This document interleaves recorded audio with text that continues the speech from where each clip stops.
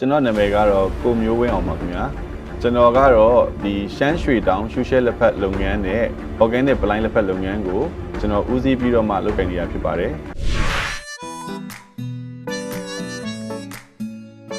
ရှမ်းရွှေတောင်ရဲ့အဓိက founder ဖြစ်တဲ့ကျွန်တော်ရဲ့ဖခင်ပေါ့နော် first generation မှာဆိုတော့ရှမ်းရွှေတောင်နာမည်နဲ့ကျွန်တော်ရဲ့အဖေက1982မှာ4ခုနှစ်မှာပေါ့နော်1984ခုနှစ်မှာစတင်ပြီးတော့လက်ဖက်လုပ်ငန်းတွေကိုစတင်ဝင်ရောက်ခဲ့ပါတယ်။အဲ့ဒီအချိန်တုန်းကတော့ရန်ကုန်မြို့မှာ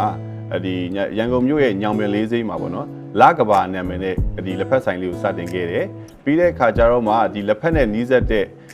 နေရာဒေသကိုပြောင်းလဲတဲ့အခါကျတော့ကျွန်တော်မန္တလေးကိုရောက်လာတာပေါ့နော်။မန္တလေးရောက်လာပြီးတဲ့အခါကျတော့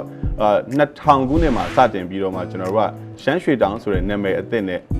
ဒီရဲ့လက်ဖက်ပွဲရုံလုပ်ငန်းကိုအဖေကထပ်မံပြီးတော့မှဒီမန္တလေးမြို့မှာကြဲကြဲပြန့်ပြန့်စတင်ပြီးတော့မှဒီလောက်ကင်ခဲ့တယ်ပေါ့နော်လောက်ကင်ပြီးတဲ့အခါမှာဒါတော့အဖေရဲ့ဒါလုပ်ငန်းရဲ့ဒီစခဲ့တာပေါ့နော်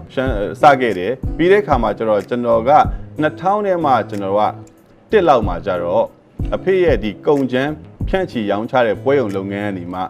ကျွန်တော်အနေနဲ့ကျွန်တော်ကအဖေကိုကူပြီးတော့မှပေါ့နော်ဒီကုံချမ်းကနေကုံကျော်ဖြစ်တဲ့ဒီရှမ်းရွှေတောင်ရှူရှဲလက်ဖက်လုပ်ငန်းကိုကျွန်တော်က